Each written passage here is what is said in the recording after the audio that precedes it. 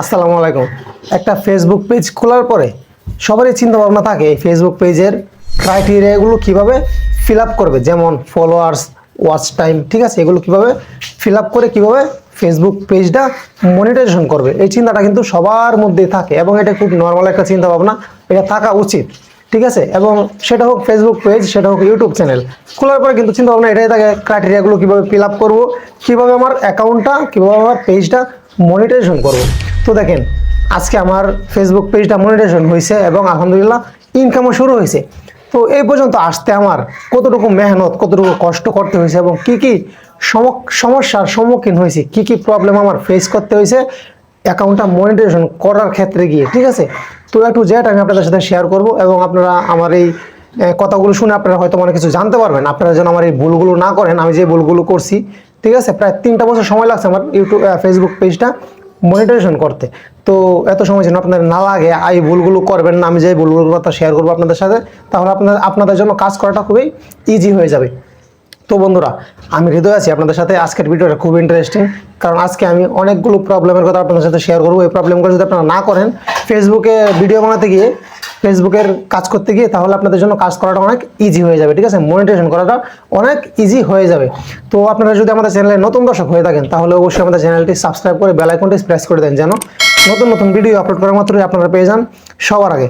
তো বন্ধুরা, এখন আসেন মূল কথায়। আমার এই ফেসবুক পেজটা মনিটাইজেশন করতে গিয়ে আমি যেই সমস্যার সম্মুখীন হয়েছি, প্রথমত দেখেন, সবারই চিন্তা ভাবনা থাকে ফলোয়ার্স এবং ওয়াচ টাইমটা কীভাবে কমপ্লিট করবে। তো আল্লাহর অশেষ রহমতে হঠাৎ একদিন আমার একটা ভিডিও ভাইরাল হয়, মোটামুটি ভাইরাল 1 মিলিয়নের কাছাকাছি চলে যায়। এবং সেই ভিডিওটা হচ্ছে নাজমুল হোসেন শান্ত ক্রিকেট ম্যাচে ম্যান অফ দ্য ম্যাচ হয়েছিল। তারপর নাজমুল হোসেন শান্তর সাথে আমি জাস্ট নাজমুল হোসেন শান্তর ভিডিওটা ইউটিউব থেকে ডাউনলোড করে আমি ডুয়েট ভিডিও করছি, আমার শুধু ফেসটুকু দিছি আর কি, ফেসটা দিয়ে আপলোড করে দিছি। সেই ভিডিওটা ভাইরাল হয়, মোটামুটি ভাইরাল আর কি, যেমন মিলিয়নের কাছাকাছি যায়।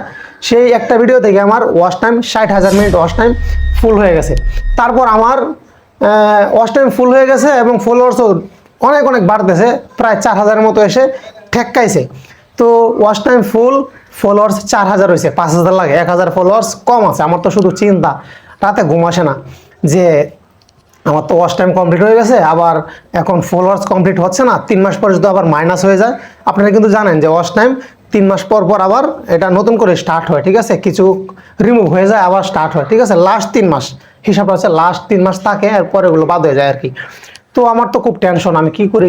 পরে হঠাৎ করে একটা গ্রুপ পাইলাম, কিছু কমেন্ট আমার সামনে শো করলো যে ফলো টু ফলো, আপনি আমাকে সাপোর্ট করেন, আমি আপনাকে সাপোর্ট করব, যে আমি এখন অনলাইনে আছি, আপনারা ফলো দেন, সাথে সাথে ব্যাক পাবেন ইনশাল্লাহ, ঠিক আছে। ফলো দিয়ে ডান লিখি, আমি আপনাকে ফলো দিয়ে ডান লিখলাম, আপনি আমাকে ফলো দিয়ে ডান লিখলেন, কমপ্লিট। এইভাবে তো প্রতিদিন 200-500 পর্যন্ত ফলোয়ার্স নেওয়া যায়, ঠিক আছে। তো আমি আসলে জানতাম না এই কাজটা করলে আমি প্রবলেমের মুখে পড়বো। আমি তো প্রবলেম প্রথমেই করে রাখছি, কিন্তু আমি বলতেছি সমস্যা আমি প্রথমেই করে রাখছি কোনটাতে, নাজমুল হোসেন শান্তর ভিডিওতে আমি ডুয়েট ভিডিও বানাইছি, ঠিক আছে। ওখানে তো নাজমুল হোসেন শান্তর চেহারা, নাজমুল হোসেন শান্তর কথা সব কিছু, আমার তো শুধু ফেসটা আওয়ালের মতো ঝুলায় রাখছি। অনেকেই কমেন্ট করছে ওই ভিডিওতে যে ভাই আপনার ফেসটা দেওয়ার কারণ কি। আচ্ছা, যাই হোক। তো এভাবে যাওয়ার পর আমি তখন ওই রাস্তাটা বেছে নিছি, ফলো টু ফলো। রাতে চোখের ঘুম হারাম করি, জাস্ট ফলো টু ফলো। আমি মানুষকে ফলো দেই, মানুষ আমাকে ফলো ব্যাক দেয়। তো ওই কাজটা করার পরে আমার ফেসবুক পেজের ক্রাইটেরিয়াগুলো ফিল আপ হয়ে গেছে, 5,000 ফলোয়ার্স কমপ্লিট, ওয়াচ টাইমও কমপ্লিট।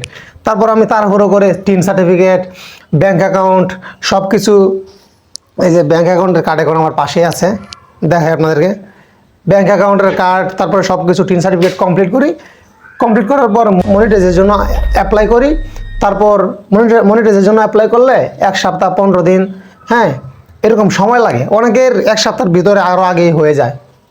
এটা রিভিউ করে ফেসবুক টিম, এটা রিভিউ করে এই পেজে কোনো আনঅরিজিনাল কন্টেন্ট আছে কিনা, কপিরাইট কন্টেন্ট আছে কিনা, হাবিজাবি কোনো গাইডলাইন মিস্টেক কোনো ভিডিও আছে কিনা, ইন টোটাল সব কিছু চেকিং করার পর তারা যদি দেখে ঠিক আছে, তাহলে কিন্তু এটা মনিটাইজেশন আনেবল করে দেয়, সাকসেসফুল করে দেয়, ঠিক আছে।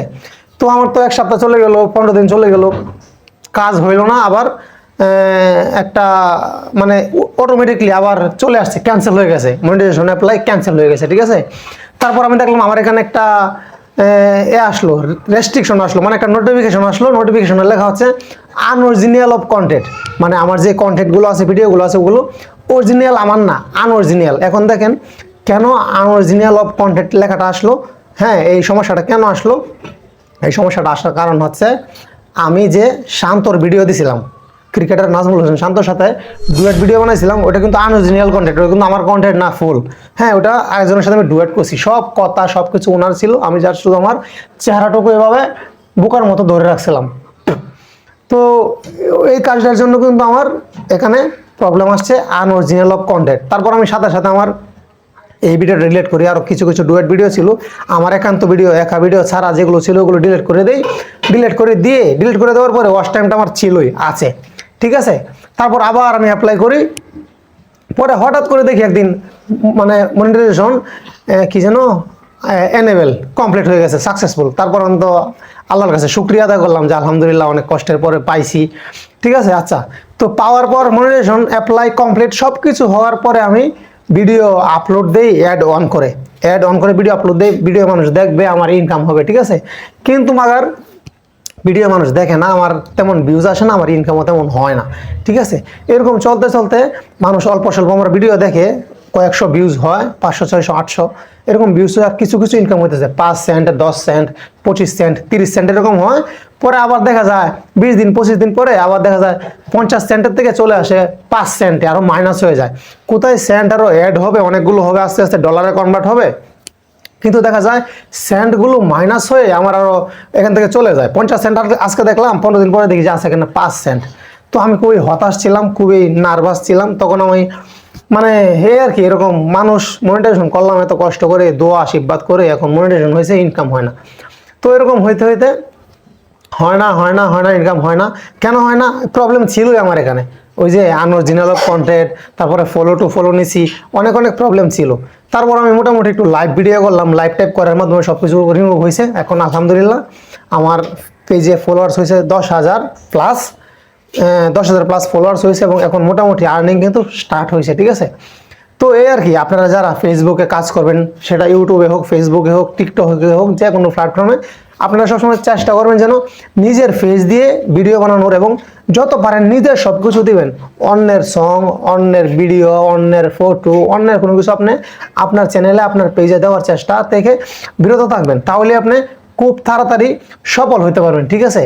তো আপনারা যদি এই ভুলগুলো করেন তাহলে কিন্তু আপনাদের পক্ষে কখনোই সম্ভব না সাকসেসফুল হওয়ার। আর যদিও সাকসেসফুল হন তাহলে আমার মধ্যে এরকম ভুগতে হবে। আমার ফেসবুক পেজ মনিটাইজেশন করছে আর 8 মাস আগে, কিন্তু 8-9 মাস আগে, 8-9 মাস ধরে কিন্তু আমি এরকম মানে প্রবলেম ফেস করছি। মানে আইডির ফেসবুক পেজের রিচ এমনভাবে ডাউন হয়, ঠিক আছে।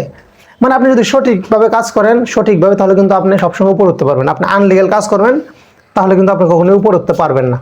তো আর বিশেষ করে ফেসবুকের ক্ষেত্রে কিন্তু গাইডলাইন আপনার মানতেই হবে। তারপর আমি আবার আরেকটা প্রবলেম করছিলাম, 1 মিনিট, আরেকটা প্রবলেম ছিল, আমি বাংলাদেশ ক্রিকেট বোর্ডের বিরুদ্ধে কিছু কথা বলছিলাম, ঠিক আছে। আপনারা মনে রাখবেন সবসময়, আপনি যদি অনলাইন প্ল্যাটফর্মে কাজ করতে চান তাহলে আপনি কখনোই কারো বিরুদ্ধে কিছু বলতে পারবেন না, আপনি যদি কারো সুনাম করতে না পারেন তাহলে অনলাইন প্ল্যাটফর্মটা আপনার জন্য না, আপনার অবশ্যই সুনাম করতে হবে। আর যদিও আপনি কারো বিরুদ্ধে কিছু বলেন, বলে টোলে মাঝখানে লাস্টে আবার ফিনিশিংটা দিতে হবে খুব সুন্দরভাবে, যেন ফেসবুক অ্যালগরিদম বুঝতে পারে যে না, এটা কাউকে ঠেট দেয় নাই, কাউকে কটূক্তি করে নাই, কারো বিরুদ্ধে কিছু বলে নাই, সে লাস্টে আপনি একটা ফিনিশিং দিয়ে দিবেন, সমাধান দিয়ে দিবেন, ঠিক আছে। তো তাহলে আপনি এনাফ। অনেকে কিন্তু অনেক কিছু বলে কিন্তু লাস্টে একটা ফিনিশিং দেয়। তো আপনি যদি ফিনিশিং টাচটা দিতে পারেন, ইউটিউবের ক্ষেত্রে হোক, ফেসবুকের ক্ষেত্রে হোক, তাহলে আপনি যত বড় কটু কথাই কাউকে বলেন না কেন, কারো বিরুদ্ধে বলেন না কেন, আপনি যদি লাস্ট ফিনিশিং টাচটা যদি সুন্দরভাবে দিতে পারেন, তাহলে ফেসবুক অ্যালগরিদম একদম কোল হয়ে যাবে, ঠিক আছে। তো বন্ধুরা, আশা করছি অনেক কিছু বুঝতে পেরেছেন। ভালো থাকবেন সবাই, আল্লাহ হাফেজ।